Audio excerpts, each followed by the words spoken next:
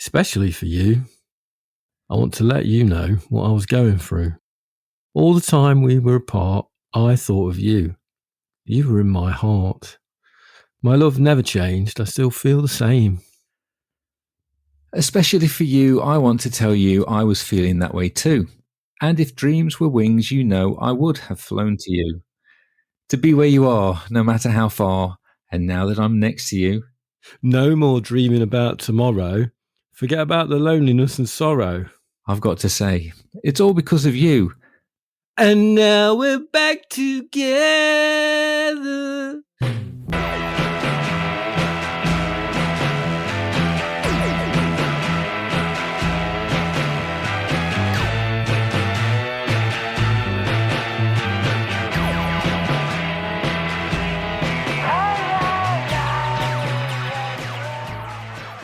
Hi. Hi. How you doing? Magic. Welcome to the This Are Johnny Domino podcast. My name is Steve. My name is Giles. Hello. We are brothers, and in the 1990s... We're brothers in the real sense of the word, aren't we? We're actually brothers. We're not just like fake brothers. No, we are real brothers. Really? As you can tell by the fact that we're both getting on each other's nerves, and we're barely 3 minutes into the recording. Back in the 1980s, 1990s, and early 2000s, we spent a lot of our spare time writing and recording songs and recording them at home. As I'm sure some of you did. And we just had a lot of fun with our mates. That was what we did, just having a daft laugh. We're still having fun now because we're just talking about stuff. Yes. And still recording weird stuff. Some of the weirdest being this very podcast. Indeed. What have you been doing, Giles? What have I been up to? It's been all right, you know. Things have been pretty steady. You all right? Been okay. But I know that you have had another interaction with the frequently mentioned on this podcast, Punk Rock Factory. I know. I'll tell you where I didn't go first, though. Okay. I didn't go and see Whitetown.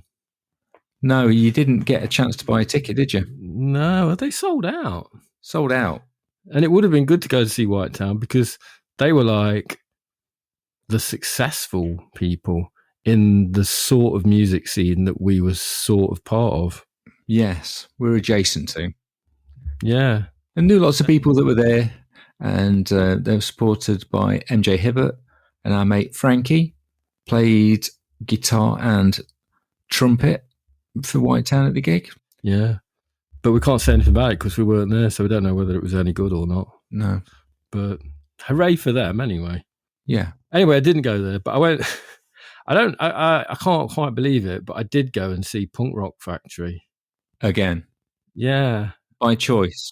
Well, no, not by choice. It's very complicated. I didn't really want to go and see them, to be honest. Basically, I'd recommended them to somebody who I thought would like them. Mm-hmm. And then they bought tickets, and then they expected me and Tracy to go as well. Okay. And then they found us tickets as well. I didn't want to go. I was just saying it was something they would like. Okay. But we ended up going. Did they enjoy? I think they quite enjoyed it. Yeah, my instincts were right. They did enjoy it. Good. That's good. But I didn't enjoy it. I found it quite a scarring experience, to be honest. And I wrote a poem about it. Please share it with the group. At this point, do you think you could put some nice music in the background? What, like editors talking about this, but it's just like a shitty punk rock cover version? No, I'm thinking more like pastoral reading a poem kind of music. Okay. All right. Right, okay. That's going to be a great Google search. Reading a poem music. Just like a little flute or something. Okay. Anyway, the poem is called At the Punk Rock Factory.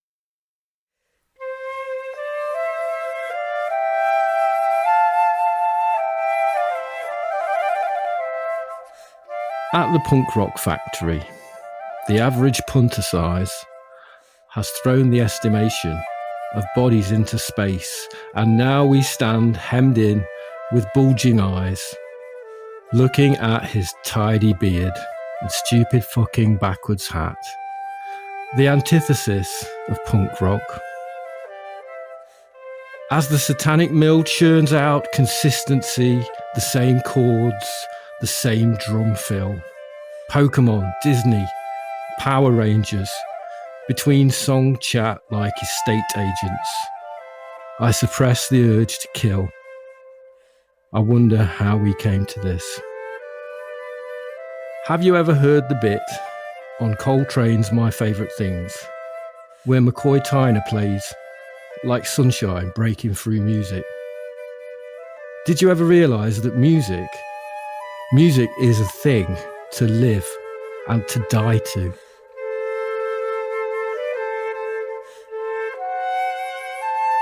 Genuinely quite moving. But I did get the impression that Punk Rock Factory was not music to live and die to. That's the message I was sending them. I was saying, listen, why don't you listen to it? Just try this, because this is what it could be like. This is what you could be doing with your music. Yeah, see, what I'm getting is that it's, rather than it being music to live and die to, it was music to rage and kill to. Well, yeah, I just was very apologetic for getting in the way of people. But, I didn't enjoy it, put it like that. I won't be going again. Did you write the poem at the gig?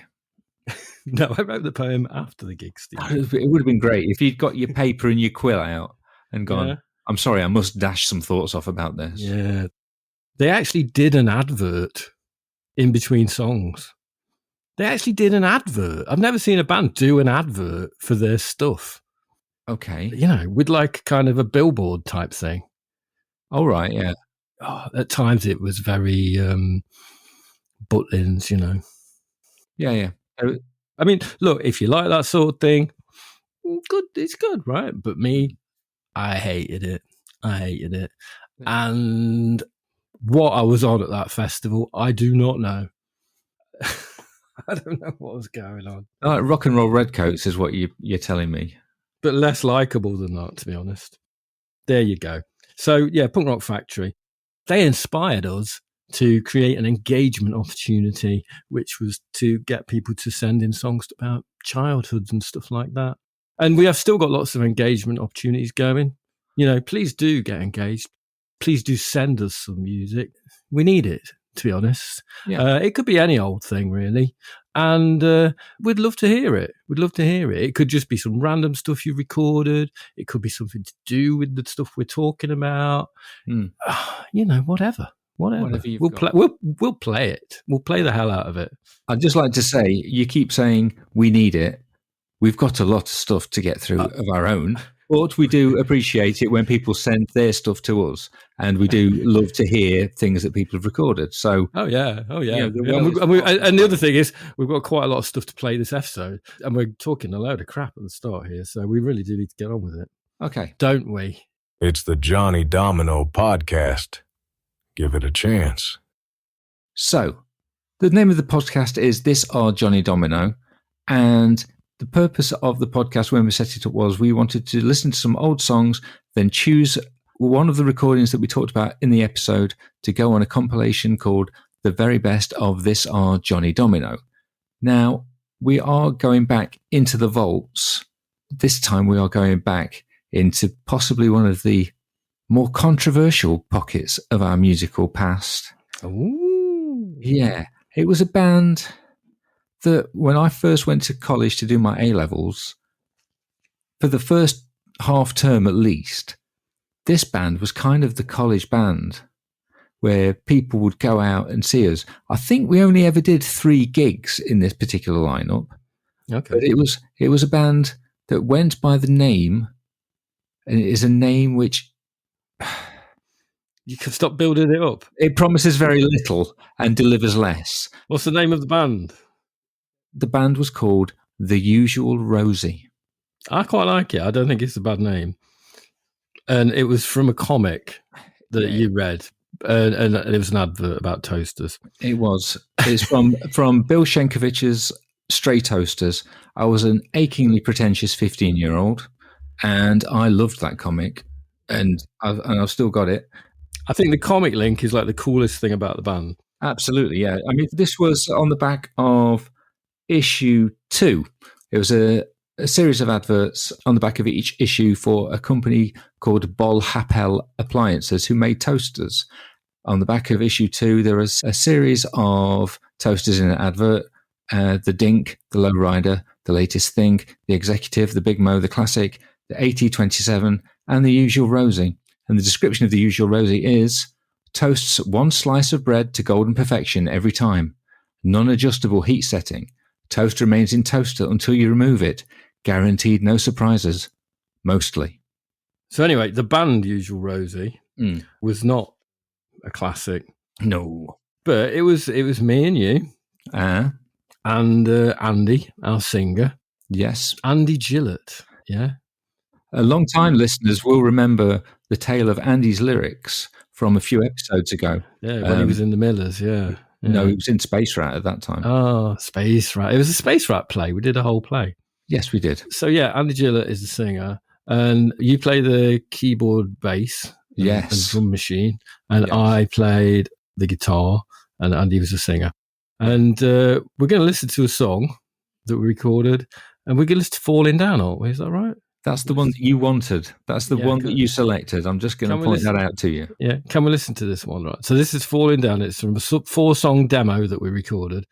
And we're really mining that really rich theme that is the crossover between Depeche Mode and Husker Du. It's really angsty, this is. Let's go.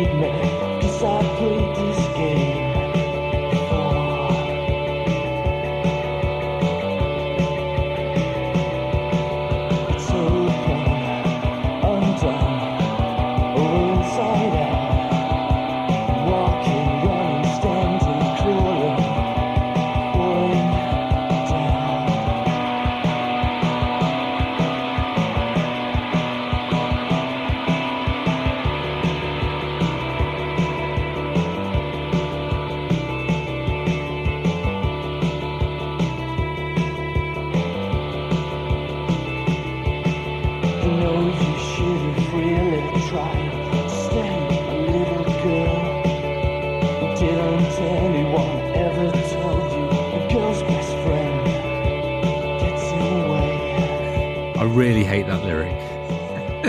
It's one of the worst. It's open, undone, over inside out. I'm walking, running, standing, crawling, falling down.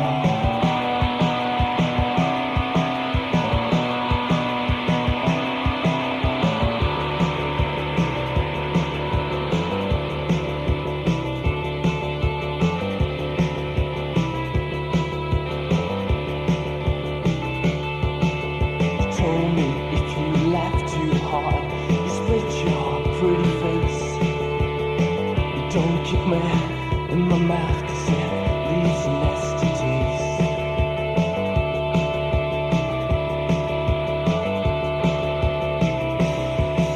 It's open, undone, over inside out. Walking, running, standing, crawling, falling down.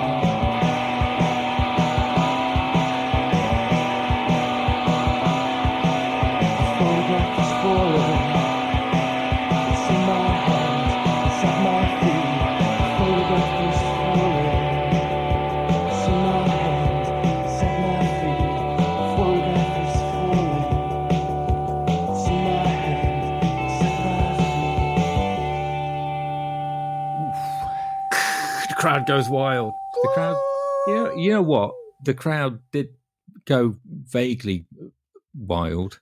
I've got a recording of one of the gigs that we played. It was at JC's Wine Bar in Nottingham. If you remember JC's Wine Bar. So, yeah, there is a live recording. We did sell some copies of that demo, but the most successful thing we did is we made some badges. We made some yellow badges with the words "The Usual Rosie" written on. And I remember my communication studies lecturer, Pete, he clocked people wearing it. And he actually asked in the lesson, what the hell does that mean? I keep seeing them all over college. And I was in the class, I'd say, oh, it's my band. But that was absolutely the high point of the Usual Rosie's career. Oh, it's good. Yeah. I think we should change the name of the podcast to This Are The Usual Rosie. No. I do. Well, I do. you can think that. You think that on your own time, buddy. Obviously, Andy was in Space Rat, and that was me, you, Jock, and Andy. And then Jock left the band, and it was me, you, and Andy. And then we split the Usual Rosie up. We decided to not do that anymore. And then we basically reformed Space Rat without Andy, which became the Millers. So that was me, you, and Jock. So that's kind of your classic Getting rid of the lead singer subliminal diss. by reforming the band. Yeah. Yeah, basically. I really liked that. I really loved did. that. I did. It made me kind of wish that I was the sort of person that didn't listen to lyrics. But because if I was the sort of person that didn't listen to lyrics, I could have just got into that. That's some of the finest keyboard bass playing I've ever heard. Yes, so that's what you said. No, I mean it though, Steve. Yeah, I know. But what you said was, can we talk about Falling Down? I kind of love it / hate it. Yeah, well, I love the music, but the lyrics are terrible. No, I really like it. It's good. What about that whiny keyboard sound? I think I was trying to do feedback, but if you remember the start of it is this sort of like, meow, meow, this sort of like whiny little plucking sound. Steve, it's good. It's good. I think that band, I don't know, it's one of those cases of what if? What if, it could have been good. If we only had Mark in the band with all of his expensive keyboards, and maybe perhaps you could have switched to guitar, and then, I don't know, we could have been the next Dalek I Love You. Would you be singing? No, I think I'd take a more of a Bez type lead. And you'd be dancing. You'd be dancing to the Usual Rosie. I would. I'd be dancing. I don't think anyone was dancing to the Usual Rosie. Yeah. I mean, we recorded that. I mean, it doesn't sound like much of a demo. We recorded it at an 8-track studio called the Canning Factory in Nottingham, engineered by a man called Dave Chang. Yeah. And I'm absolutely convinced that he is down as the producer on that Fudge Tunnel album we were talking about. Well, it's quite possible, isn't it? What was it called? 8 Songs in E minor. I used to quite like Fudge Tunnel, actually. You did? Listening to them now, I'm less keen, but I think I went through a stage of quite liking them. I went to a few Fudge Tunnel gigs, and I had a Fudge Tunnel T-shirt as well. Having Fudge Tunnel on your chest, a bit weird, really, because it's like a euphemism for an anus, isn't it? It is. You know what? I'm looking at the Wikipedia page for 8 songs in E minor, and Dave Chang is not listed. You're completely making this up then? Well, I'm misremembering. I don't know if he might get a thank you on there. Anyway, doesn't matter. I did vaguely know Dave Riley, the bass player from Fudge Tunnel, actually, at one point in my life. Yeah. He was a nice chap. If you ever see him again, ask him. Yeah. Ask him what? Dave Chang. Where did he record that music? I will. I'll see if Dave Chang did it, because Dave Chang was good. He didn't really know what to do with us. He just plugged the drum machine in, didn't he, Steve? Well, the drum machine had a single audio out. Hey, gear fans, it's Boss DR220A. Yeah, I like the sound of it on that record. And Dave managed to capture Andy's angst and emotion in the lyrics there quite well, I thought. It made my guitar sound half decent, even though I was literally just playing like 3 chords at the most and having a ridiculous amount of like fuzz on my guitar.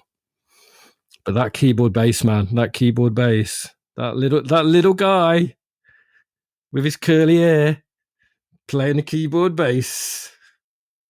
I can't remember moving my hand up and down that fast in my life. You used to model yourself on Martin Gore at that point, didn't you? Did I? Yeah, I don't think I did. You did. Okay. If you say so. I went to see Depeche Mode. They were the first band I ever saw in They were, weren't they? 1983. 1983 on the Everything Counts tour. You know how long ago that is? That's Like- 41 years ago. Thanks for that. 41 years ago. Yeah, it was all right. It was at the Royal Concert Hall. Anyway, the grabbing hands, they grab all they can, don't they, Steve? I tell you what I was thinking though. Where is Andy? Where is Andy Gillett? You know how a few episodes ago we had a thing about, all them trimmings, and we found Dale, didn't we? We found Dale. And it was amazing because the podcast created a thing. I wonder if anybody can find Andy. Yes. Wouldn't that be amazing? I remember the last time I saw him. Johnny Domino were doing a gig at Junction 7 in Nottingham, and he basically set up a small indie label, and we were playing a gig with one of the bands on his label. And he was obviously there to see his artist. I mean, we didn't end things particularly well with Andy, let's be honest, or in a particularly mature sort of way. It took a while to clock me, and we had a bit of a chat. And I said, we're playing. You have to stick around for us. And he didn't. He absolutely did not stay to watch us. So there you go. No bad feeling. I'm not necessarily saying it's a bad feeling. He probably had other things to do, but he did not stay. Well, to see us play. Anyway, I think that's all water under the bridge. And it would be lovely to hear from him again. Because if I've got anything to do with it, and I kind of have, sort of, we're definitely going to listen to some more The Usual Rosie in the future. Because there's more of that beautiful stuff. Yeah, but please don't be worried. Put the big one away. Last episode, we talked about our friend Frankie Machine, who was one of the people who recorded a song for the aforementioned All Them Trimmings compilation. And you wanted to talk about one of his songs called 1973. Yeah, it's one of my favourites, I think, by Frankie Machine. I think it's one of my favourite songs by anybody, actually, this week anyway. And it's on the No Sales and No Sellout compilation, an Artists Against Success compilation. And I think it's one of the best tracks on it. And it's a really good compilation. It's on Bandcamp. You should definitely listen to it. Yeah. It's got my favourite MJ Hibbert song, Born with the Century. Great song. Brings a tear to my eye, that one does. And then it's got a really weird sandwich in the track listing. It's got a Johnny Domino Palla sandwich. It goes like Johnny Domino, Dick's Kitchen, then Palla, Be a Celebrity, and then Johnny Domino, Ricky and Fred. It's like a sandwich made out of 2 Rivitas with a marshmallow filling, I think. I think we need to reassess that Palla song. I listened to it the other day. I thought it was great. Was this immediately after you went to see Punk Rock Factory? No, this was another day. Another day. I mean it. It's good. Okay. It's like, it's not the worst Britpop type song ever.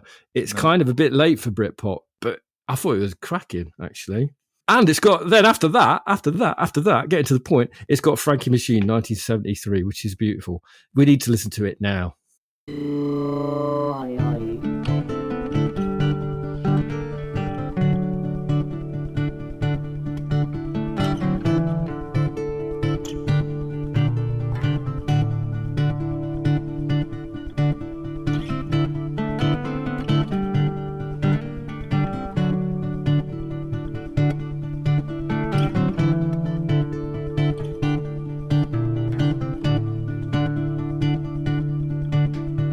Asking for a pass to leave the room,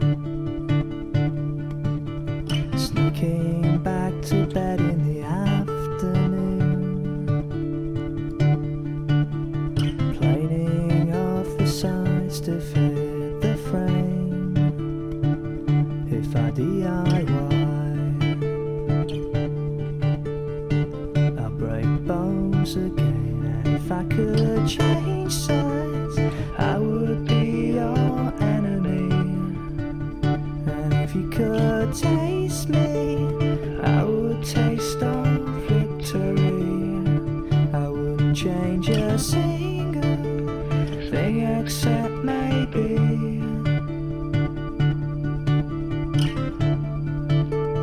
1973.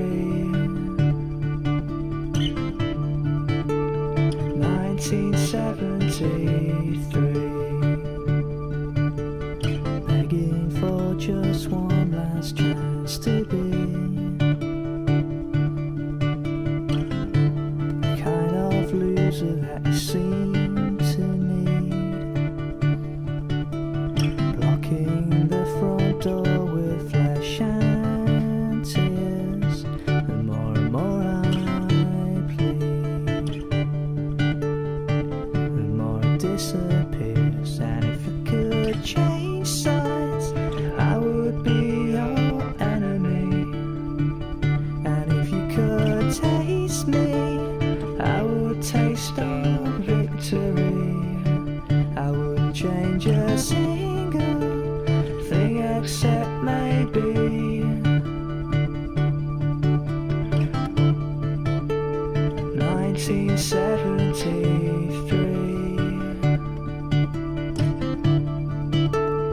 1973.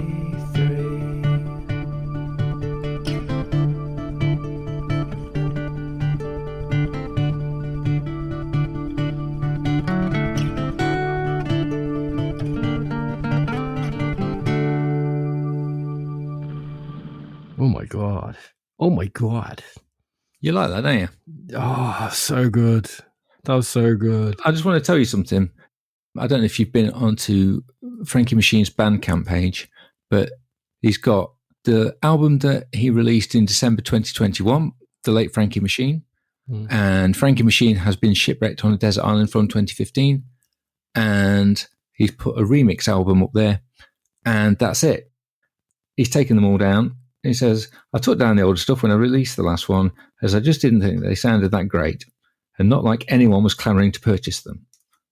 So I think you need to start a campaign. Well, I'm starting it right here. Absolutely. Right? Yeah, it needs to put those albums back up there. And they need to be on Spotify as well. Because that song, it gets me.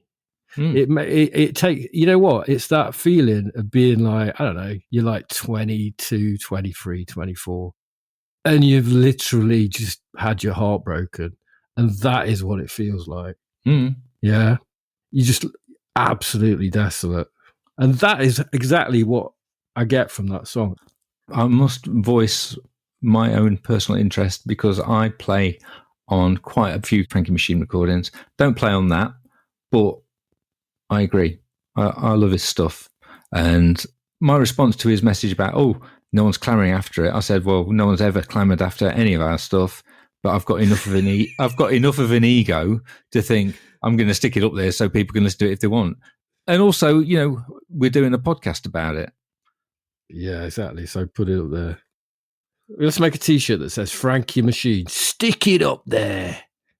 Yeah, well, God. Like that could be the campaign slogan. Stick it up there, Frankie Machine. Knowing Frankie as I do, he will be all over that particular slogan. Bit of marketing there for you. Absolutely. There you go. Now, as we mentioned on the previous episode, we at one time planned to do a split single with Frankie Machine, where we were going to do a version of 1973, and he was going to do a version of the song that we talked about last time called Solid Ground. And we did record some interpretations of the music for 1973, but we never got around to finishing the song off. And when Frankie started talking about doing a remix album, I said, well, I haven't got the technical wherewithal to do a remix, but we did record some instrumental stuff, and I gave him a disc of all the instrumental takes that we did, and he basically jammed them together. He came up with a version of 1973, which is called the Johnny Domino Lean Against the Machine Mix. One can only be angry with those he respects. Keep the change.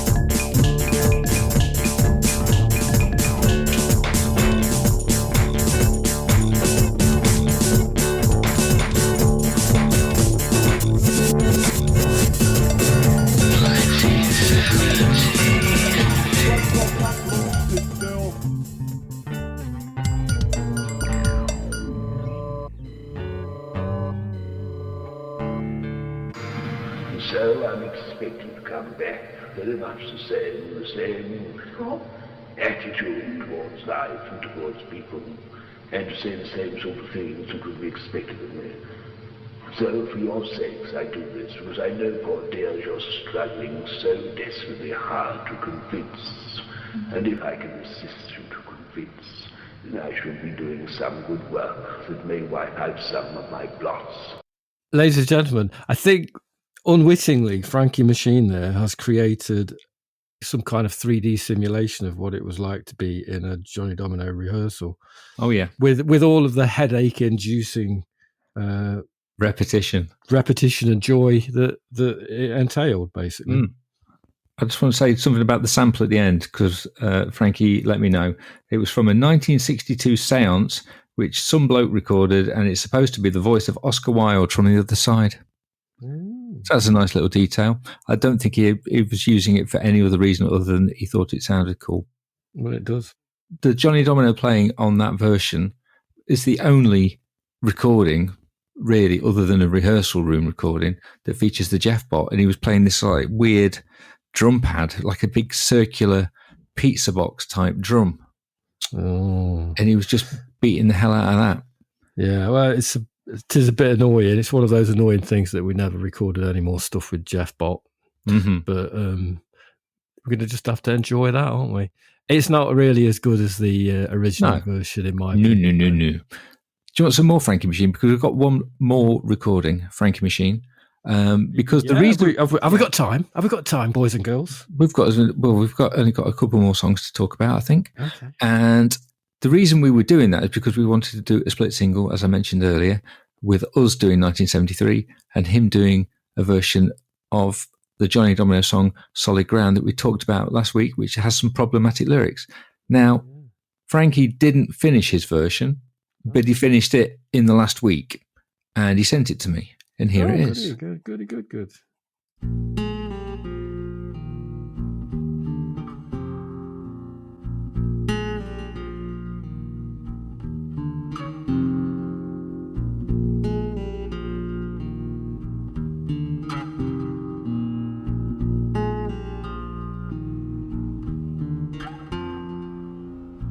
I've got some stories in me, you couldn't make it up. She's the one good reason I should love my luck. When I'm feeling lonely, full of that sad stuff, put down my instrument, slowly and surely back off.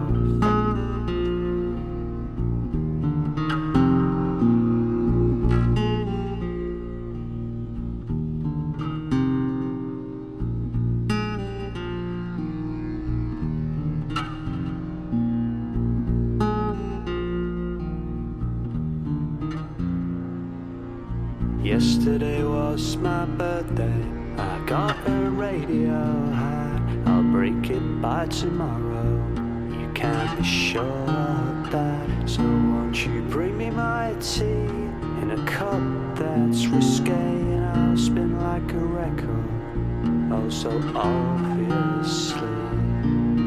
Solid ground is here with me.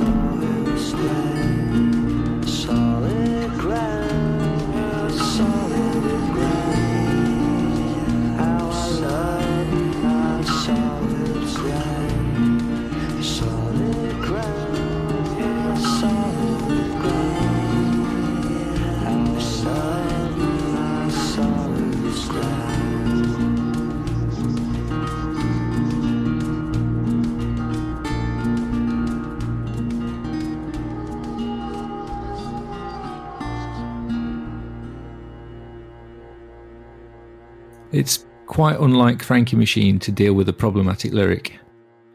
He usually keeps them in, but he dealt with it quite beautifully, I think. Admirably. Yeah, that's now the definitive version of that song, really, in my opinion. My response when I heard it was, Yeah. that's better than our version. It really is. It's very good. I'm trying to think, it's like Lieber and Stoller hearing Elvis for the first time. And it's like, that's how it should sound. It's just someone doing a really good version of a song that was done all right in the past. I think that's about as far as it goes. But thank you, Frankie. I love that version. And I would urge listeners to this podcast who haven't heard Frankie Machine to explore his oeuvre. And I will tell Frankie to get more of his music available online. Now, you put a request in for a song that we wanted to talk about that was done by a friend of ours, and it was my mate James and his band, the Carrie Nations. Yes. Now, this is the wonderful thing about having a podcast, you see, because I really, really wanted to hear this song, and it was nowhere to be found. And I remember it was really strongly in my head, this song was, right? Yeah. But now, because of the podcast, you've been asked to dig it out from under your bed. No. And No. well, where's it come from? Where's it come from? I've been messaging James because he is, I'm sure he would agree, pretty crap at staying in touch, using things like Facebook Messenger and things like that.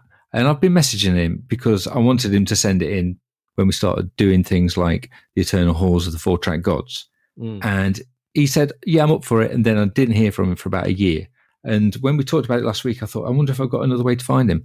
And I got his mobile phone number. And since then, he sent me The Belly Song by the Carrie Nations. And he also sent me a little voice note as well, talking about the recording. But it is exactly the same as I remember it being. Obviously. I think it's better.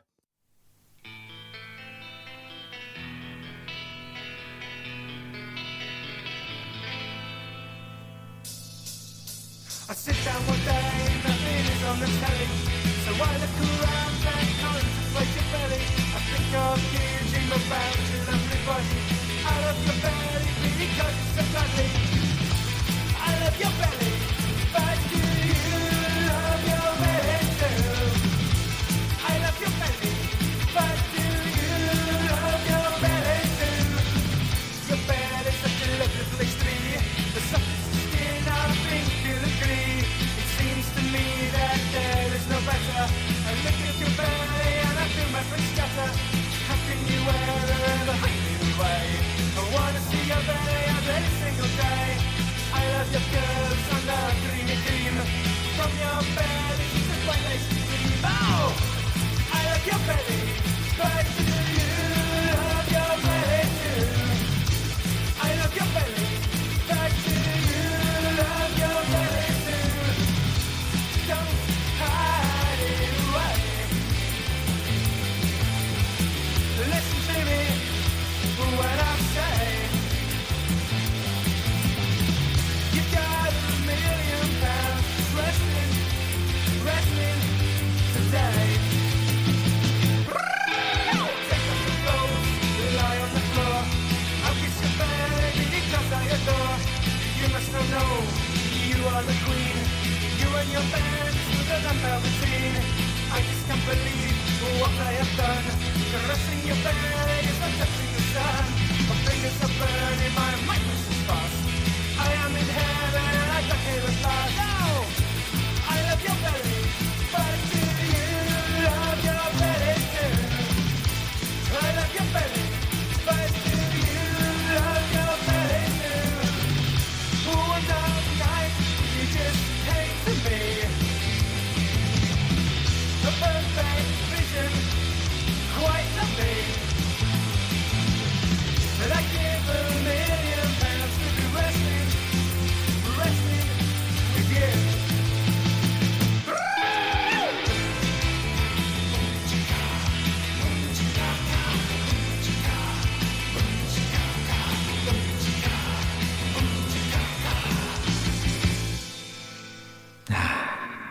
still good.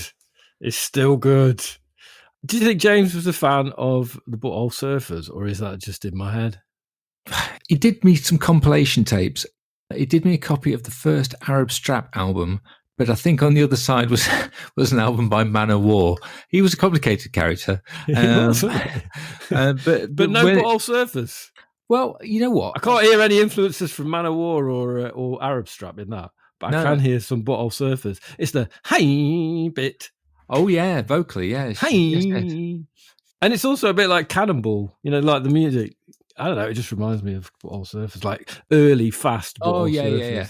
Yeah. That Cannonball, not Cannonball by the Breeders. No, not do, not that one. No, the last time I saw him, I did do him a compilation CD, and I think I did him too. I did him a compilation CD of various things. I think he got most of them anyway, so I could have a look and see what was on that. But I did him a Steely Dan compilation for his drive back, which he very much appreciated. So I'm sharing the smooth with him. I don't hear that in it either. No. Well, I mean, that was a couple of years ago, probably longer than a couple of years ago. Anyway, James sent me a recording talking about that song. The Belly was written sometime around 1996, possibly about a girl called Claire that I had met whilst working at the Virgin Megastore in Derby. She was a customer and was no doubt impressed with my career prospects. I never saw her belly. The lyrics they're all fictional. And I think at this time, Steve had been promoted to the lofty jazz / classical room upstairs, and I still dealt with the cassette singles downstairs. But I'd also been given the reggae section to look after, which really meant dusting it and putting it in alphabetical order and taking the UB40 out and putting them in rock and pop. That was quite important for me at the time. Anyway, being a basic guitar player, I wrote the bones of the song, and Adam and Dale added their little bits of sparkle to it, which made a massive difference to all of the songs that I ended up writing. We recorded the song at a little studio somewhere near Belport or Ripley, that kind of Amber Valley area. And it was a time when we were gigging quite a lot and had convinced ourselves that we could become actual pop stars. So we needed a demo to help get us signed. And my dad very kindly stumped up some money to record the demo. It was a bloke Dale knew somehow. And the studio is most famous for recording the incidental music in episodes of Sharp, starring Sean Bean. And ultimately was the wrong environment for a band like us, because it didn't come out how we wanted it to sound at all. There's like tons of reverb and double track vocals. And the guy who owned it was really nice and really enthusiastic, but didn't really ask us what we wanted. And we didn't really tell him what we wanted. So it just came out how he wanted it, really. But it was quite exciting at the time. Adam played the drums and the lead guitar. Dale played bass. And they're both smashing those BVs. I'm on rhythm guitar and vocals. That's it, really. It was always our best received song when we played it live at a gig. In fact, probably our only well-received song. It always felt like a bit of a novelty song to me, but I'll take that. Cheers. Thanks a lot, James, for sending that through. Nice to hear from you. After I heard that clip, I had to go and watch some episodes of Sharp. Excellent. All I wanted to say was, for regular listeners, please don't be confused about the fact there is another bass player called Dale. Not to be confused with Dale of And Jonty fame, also of Out to Lunch fame. This is a different Dale. There are other Dales that play bass. Play the bass. It's astonishing. And as soon as I got that note from James, I remembered Dale. He was a good 10 years older than the rest of the band, and he had a particular taste for really weird floppy hats, which he refused to take off the times that I saw the Carinations when they played. So there you go. Yeah, Sharp. The soundtrack to Sharp, it's weird. It's weird folk songs, but with like Brian May guitar playing over it. Weird. Recorded in Belper. Apparently so. But I started watching some episodes to see what the soundtrack was like, but then I ended up watching like the whole of Sharp's Rifles. Jesus. It was bloody great. I loved it. It was really good. I got right into it. Yeah. Napoleonic drama. Fabulous. Sean Bean. Or Sean Bourne, whatever his name is. You can't kill innocent people. I believe, is that a quote of his? Something like that. That's quite a good impression there, Steve. Well, you know, it's better than your Kylie Minogue at the start of the series. Well, that's my second-hand impression that my wife does. Oh. Whenever you mention Sean Bean, she says, "You can't kill innocent people." And that was rubbish. That was more like Alan Partridge when he pierced his foot on a spike. That was a lot more like Alan Partridge. A lot more Partridge in that one. There was. You know what? You know this. You know what the name of this podcast is? It's not This Our Usual Rosie, is it? It's This Our Johnny Domino. Right? Do you think we probably should listen to a Johnny Domino song? Let's do that. This is a song from the third album released by Johnny Domino. It's an album called The First 100 Years. It's probably, well, you've said in the past it's our most miserable album. It's certainly our most downbeat album, and we're a band that could be quite miserable at times, particularly if you caught us in the wrong frame of mind. And this is a song called Don't Cry. And this is another example of something that was fairly apparent throughout our whole recording and writing song career as Johnny Domino, is we would do things that we thought were hilarious and really obvious, and nobody ever commented on them. See if you can spot what it is.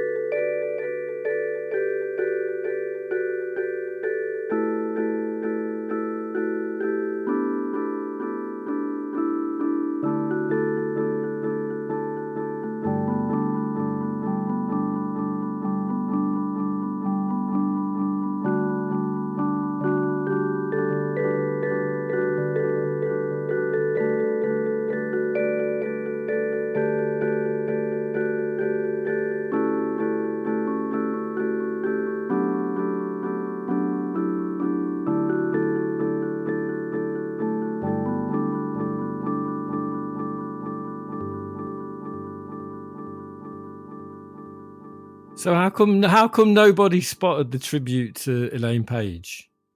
I have no idea.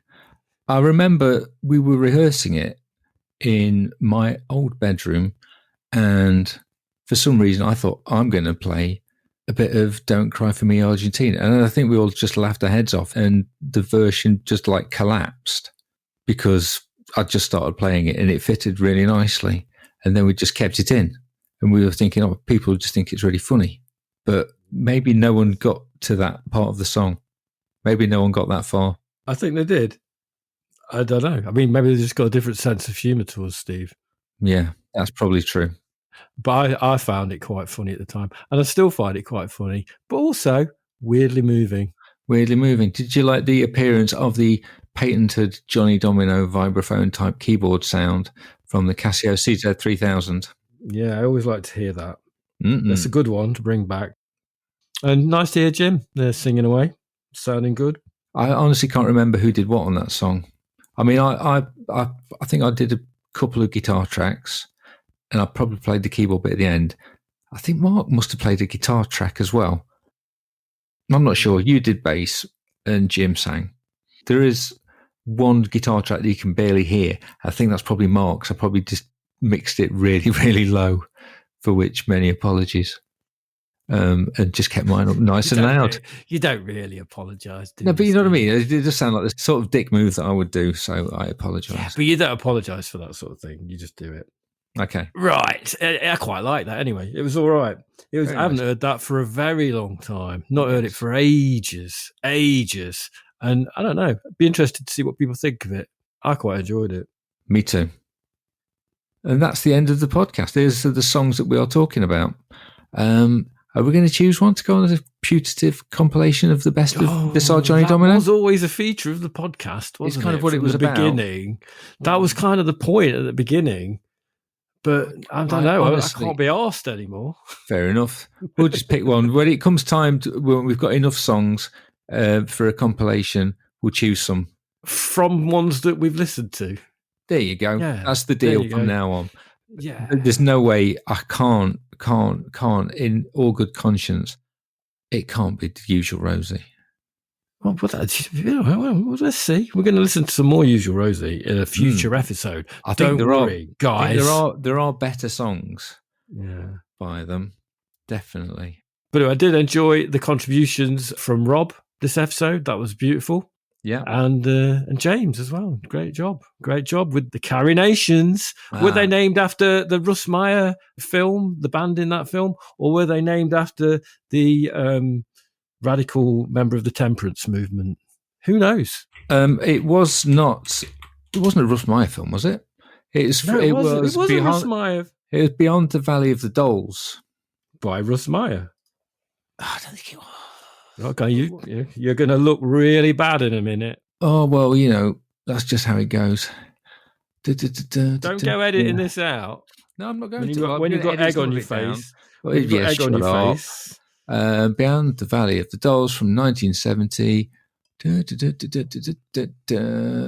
God almighty. What is it? You're reading the longest Wikipedia? No. It was a Russ Meyer film. I didn't realise it was a Russ Meyer film. I mean, obviously, it's got women with huge boobs in it. Did that distract you? No, it's a Russ Meyer film. But obviously, it's going to be. It was a sequel to the 1967 film Valley of the Dolls, which was not a Russ Meyer film. That's probably why I was getting confused. Oh, that was yes, it. Beyond the Valley of the Dolls. That was it. All right. You've got the tail between your legs. It's all right. Ah, shut up. Is that the one where there's a guy, there's like a transsexual character in it? Oh, what's you know what? I haven't even watched it. Ronnie Z-Man Barzell.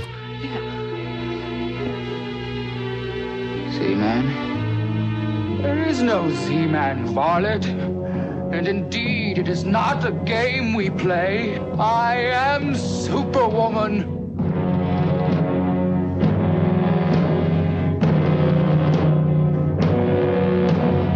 Oh my God, no. You've been a broad all along, right, Barzell? Goddamn broad! Goddamn ugly broad, Barzell! An ugly broad! No, Ronnie, no! thank you very much for listening to another episode of the This Are Johnny Domino podcast. If you are enjoying the podcast... But hold on a minute. Just one more moment. Just thought of one more it's thing. Getting so late. Go. Just thought of one more thing. Yes, go.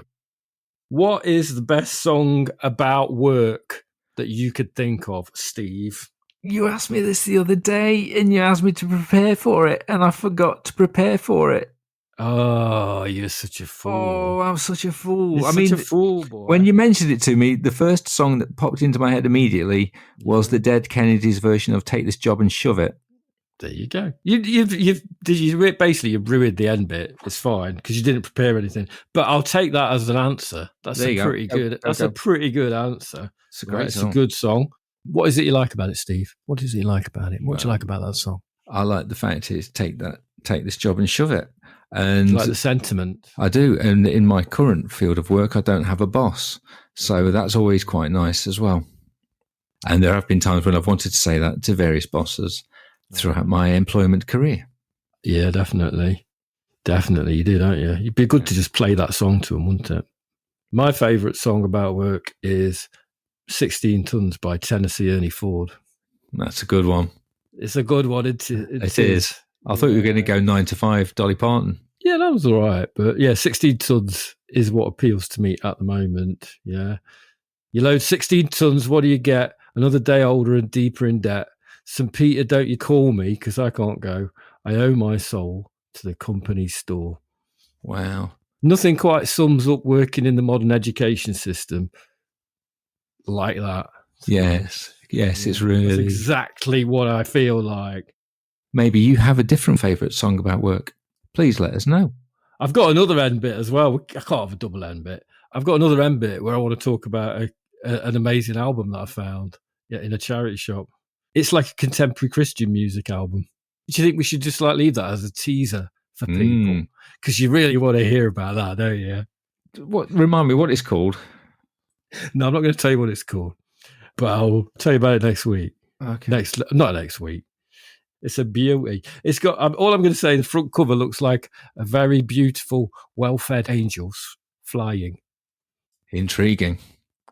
There you go. Then that's the end of the episode. Fabulous. How do we end it? What do we say? What should we say? Well, I'm just going to say things like, please do like and subscribe to our podcast and recommend it to someone who you think might like listening to all this kind of weird shit. Send us some of your old music and enter the eternal halls of the 4-track gods.